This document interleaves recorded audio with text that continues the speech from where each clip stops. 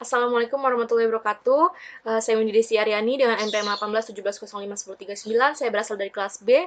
Di sini saya akan mencoba menjawab, lebih tepatnya menjawab soal UTS Desain dan Analisis Algoritma yang sudah dikasih oleh dosen DAA sebelumnya, dan saya akan mempresentasikan jawaban yang sudah saya kerjakan sebelumnya. Sebelumnya saya sudah mendapatkan kode soal A karena NPM saya NPM ganjil, jadi saya mendapatkan kode soal A. Langsung aja kita mulai menjelaskan ya. Nah, di sini untuk soal isian itu ada 5 soal. Soal pertama,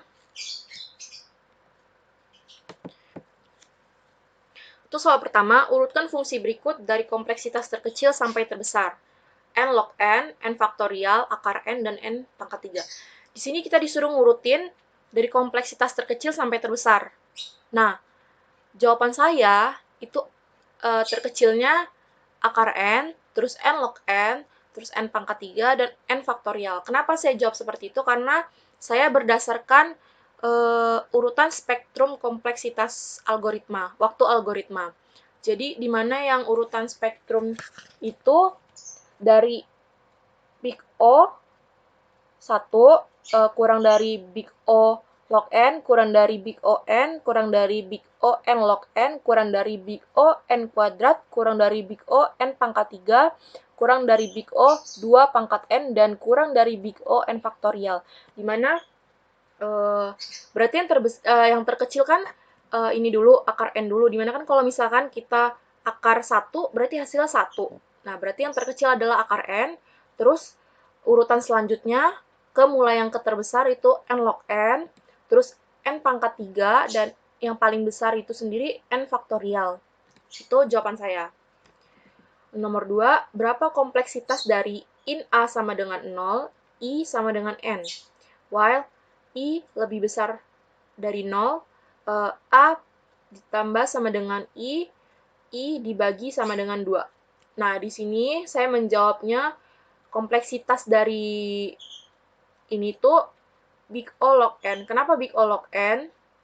Karena ketika I itu lebih besar dari 0, dan keadaan A ini bertambah dengan I, sedangkan I ini dibagi sama dengan 2, maka I itu akan terus terbagi 2 sampai mendekati N.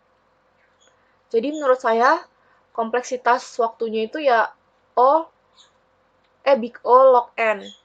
Di mana big O log N ini pertumbuhannya lebih rendah dibanding N. Itu menurut jawaban saya. Lalu langsung aja kita ke soal nomor 3. Diketahui log 3 sama dengan X dan log 2 sama dengan Y. Maka kita disuruh cari berapa log 12-nya. Nah, di sini saya udah coba jawab dan kerjakan, di mana log 3 sama dengan X, log 2 sama dengan Y. Caranya yaitu kita cari log 12-nya. Log 12 itu sama dengan log 6 dikalikan 2. Nah, ini kita pecah, log 6 ditambah log 2. Lalu log 6-nya kita pecah lagi jadi log 3 kali 2. Lalu kita turunkan log 2-nya. Nah, ini log 3 kali 2 ini kita pecah lagi. Jadi log 3 ditambah log 2 dan ditambah log 2. Nah, maka kan ini log 3 ini kan X, log 2 ini Y, log 2 ini Y. Jadi hasil akhirnya itu X plus 2Y. Itu untuk jawaban soal nomor 3. Sekarang kita ke soal nomor 4. Tentukan kompleksitas fungsi rekursif in recur in X dan in Y. If Y sama dengan 0, return X, return foobar X plus Y, Y min 1.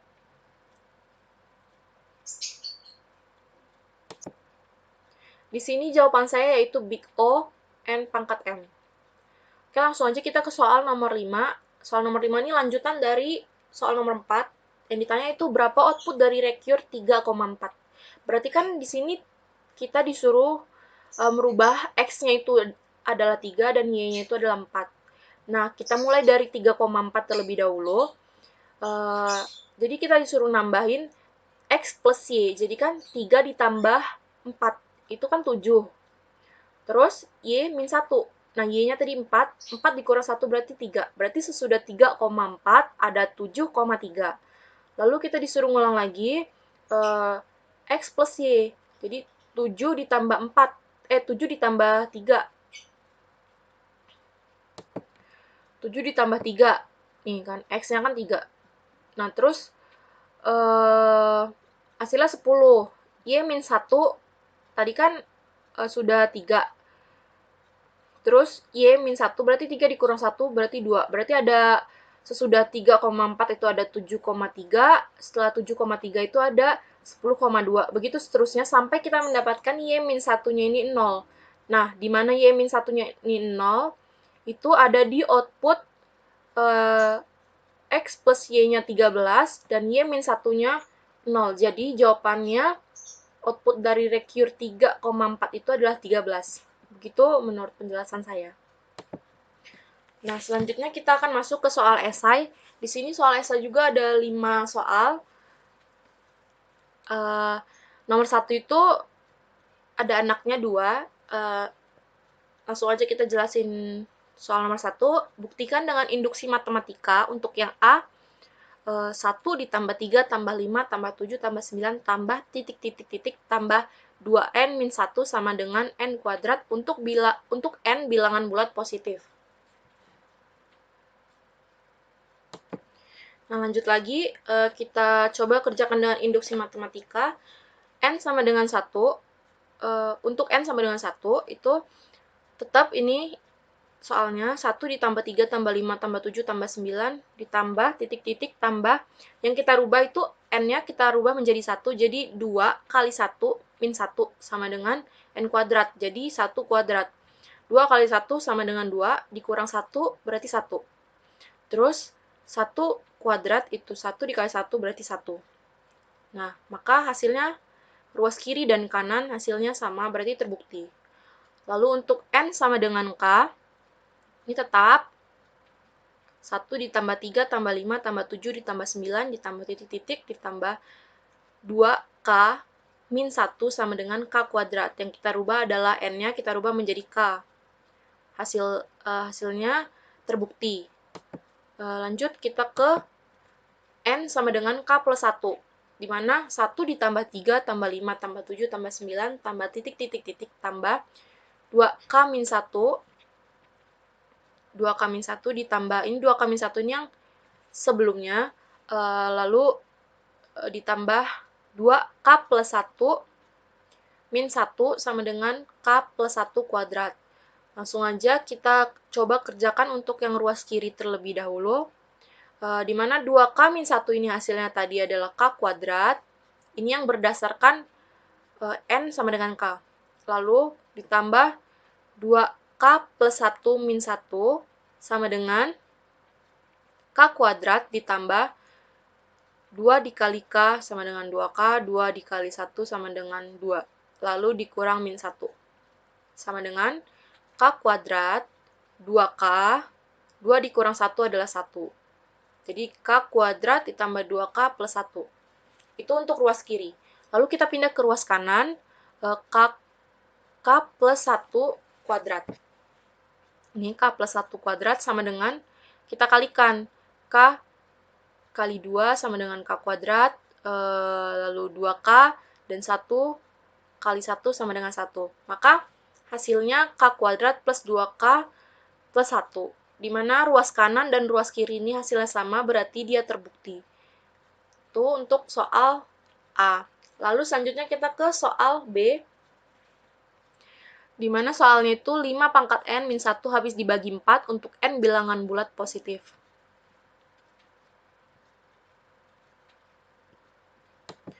Sama seperti soal A tadi, kita disuruh mengerjakan dengan induksi matematika.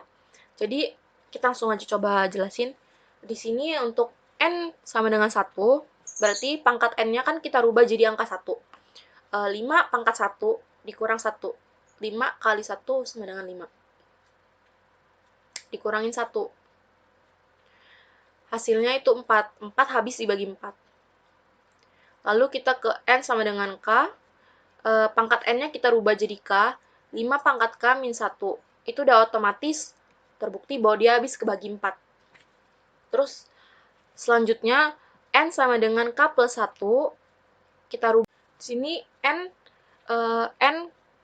sama dengan K plus 1, kita rubah berarti pangkat N-nya ini kita rubah jadi K plus 1 ya. Jadi 5 pangkat K min 1 dan min 1. Terus sama dengan 5 pangkat K dikali 5 pangkat 1 dikurang 1. Sama dengan 5 pangkat K dikali, ini kan 5 hasilnya ya. Kalau 5 pangkat 1 kan 5. Kita buat jadi 4 plus 1 min 1.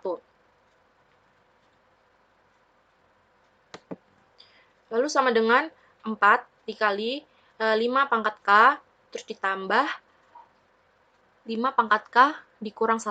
Hasilnya sama dengan 4 dikali 5 pangkat K ditambah 5 pangkat K min 1. Di mana 4 dikali 5 pangkat K ini habis dibagi 4, dan 5 pangkat K dikurang 1 itu habis dibagi 4 berdasarkan N sama dengan K yang sebelumnya. Jadi, 4 kali 5 pangkat K ditambah 5 pangkat K dikurang 1 itu habis dibagi 4, dan ini terbukti. Nah, untuk selanjutnya kita ke soal nomor 2. Di sini soal nomor 2 itu, apakah benar bahwa N plus A pangkat B sama dengan theta N pangkat B? Buktikan. Nah, di sini kita disuruh membuktikan apakah benar bahwa N plus A pangkat B sama dengan theta N pangkat B. Kita coba jawab, N plus A pangkat B sama dengan theta N pangkat B. Di mana N plus A pangkat B kurang dari sama dengan N plus A pangkat B, di mana untuk N lebih dari 0. Lalu N plus N pangkat B untuk N lebih besar dari A. Lebih besar dari A ya. Lalu sama dengan, ini kan tadi ditambah berarti 2N pangkat B sama dengan C1 dikali N pangkat B, di mana C1 itu sama dengan 2 pangkat B. Jadi, N plus A pangkat B sama dengan N pangkat B. N plus A pangkat B itu lebih dari sama dengan N min A pangkat B, di mana N untuk N lebih dari 0, C aksen 2N pangkat B untuk C aksen sama dengan setengah, di mana N lebih dari sama dengan 2A. Lalu N per 2 lebih kecil sama dengan N min A untuk N lebih dari sama dengan 2A. Di sini ada N plus A pangkat B sama dengan Big O N pangkat B. Jadi hasilnya itu mengikuti dari 1 dan 2 dengan CI sama dengan 2 pangkat B, C2 sama dengan 2 pangkat min B, dan N0 lebih dari sama dengan 2A. Itu untuk jawaban soal nomor 2. Selanjutnya kita ke soal nomor 3. Berapakah kompleksitas fungsi rekursif T N sama dengan 4T dalam kurung N per 2 plus N kuadrat. Buktikan nilai Big O dari kompleksitas fungsi tersebut. Jadi kita disuruh ngebuktiin nilai Big O dari kompleksitas T N sama dengan 4T dalam kurung N per 2 plus N kuadrat. Di sini saya udah menjawab, yaitu Tn sama dengan 4T N per 2 plus N kuadrat. Di sini tuh, nah, ini tuh merupakan teorema master, di mana A itu sama dengan 4, B itu sama dengan 2, dan fungsi N tuh sama dengan N kuadrat. Ini sudah ketentuannya. Terus N kuadrat itu sama dengan N log basis 2, 4. N kuadrat sama dengan Big O dalam kurung N pangkat 2. Jadi, T dalam kurung N sama dengan theta N log basis 2, 4 log N, itu hasilnya sama dengan theta N kuadrat log N. Jadi kompleksitas Big O dari soal ini tadi yaitu N kuadrat log N. Oke, kita lanjut ke soal nomor 4. Berapakah profit maksimal dari persoalan rasional knapsack yang memiliki kapasitas maksimal 30 berikut? Nah, di sini udah ada soal dari bapaknya itu sudah diketahui bahwa berat dan profitnya itu berapa. Nah, langsung saya cari profit dibagi beratnya, ini hasilnya. Nah, langsung aja kita cari greedy by profitnya berapa, greedy by weight-nya berapa, greedy by density-nya itu berapa. Gitu. Nah, kalau greedy by profit itu, dia itu mengharapkan keuntungan maksimal dengan cara memasukkan barang atau objek dengan nilai keuntungan terbesar terlebih dahulu. Greedy by profit kan, jadi dia itu yang dimasukkan itu yang nilai profitnya itu lebih besar. Jadi di sini kan nilai profit yang paling besar itu 90, ya kan? 90. Nah, kita lihat nih, 90 ini bobotnya ngelebihin dari ketentuan maksimalnya nggak? Nah, di sini kan bobotnya 30, jadi pas. Nah, jadi langsung kita ambil aja greedy by profit-nya itu bobotnya 30 dengan profit atau keuntungannya itu 90. Nah, langsung ke greedy by weight. Greedy by weight itu berusaha memasukkan barang sebanyak-banyaknya ke dalam kantong. Jadi barang yang dimasukkan itu barang dengan bobot paling ringan terlebih dahulu, dengan harapan mendapatkan keuntungan sebesar-besarnya. Jadi kita lihat nih, bobot yang paling ringan yang ada di weight atau berat ini berapa. Di sini kan ada 15, ada 3, dan ada 1. Nah, ini bobotnya. Kita hitung bobotnya ini totalnya ngelebihin 30 atau enggak. Di sini kan bobotnya enggak ngelebihin 30. Dia cuman 19 kan, 5 tambah 3, 18, ditambah 1, 19. Jadi, bobotnya 19, dan kita hitung profitnya nih. Dari 3 ini profitnya 60 ditambah 6 ditambah 3, itu 69. Jadi, didapatkan greedy by weight-nya itu 19 dengan profit 69. Lalu greedy by density. Greedy by density itu mengharapkan keuntungan sebesar-besarnya dengan memasukkan barang yang memiliki keuntungan terbesar PI per WI terlebih dulu ke dalam kantong. Nah, ini kan ada yang terbesar 4 dan 3, tapi kan kita lihat nggak boleh ngelebihin maksimal 30 bobotnya. Kalau misalkan kita pakai 4 sama 3, berarti kan maksimal bobotnya udah 45. Jadi kita pakai yang 4, 2, dan 3. Itu bobotnya sama kayak tadi, 19, terus profitnya 69. Oke. Jadi untuk profit maksimal dengan kapasitas 30 yaitu didapat dari greedy by profit bobot 30 dengan profit atau keuntungannya 90.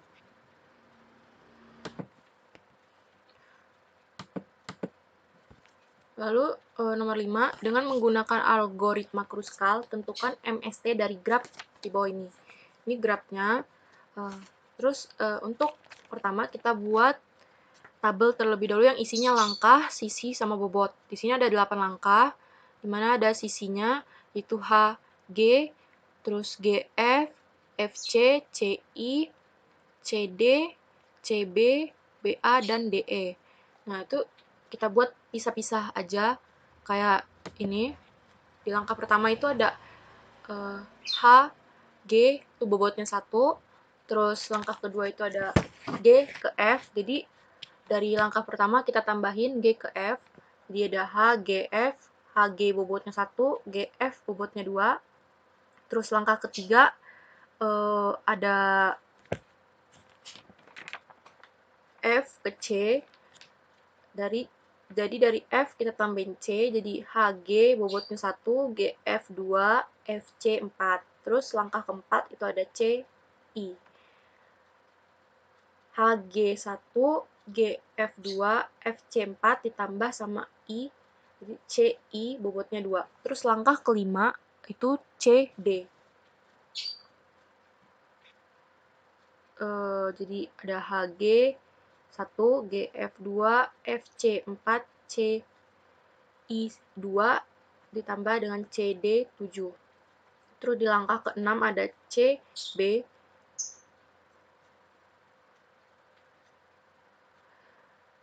Sama kayak tadi, HG bobotnya 1, GF 2, FC 4, CI 2, CD 7, CB bobotnya 8. Nah, di langkah ke-7 ada BA. HG1, GF2, FC4, GI2, CD7, CB8, dan BA4. Terus di langkah ke-8 itu DE. Jadi ID-nya ditambahkan E dengan bobotnya itu 9. Jadi ada HG, GF, FC, CI, CD, CB, BA, DE, di mana dengan begitu kita peroleh MST dari graf tersebut sebesar 37.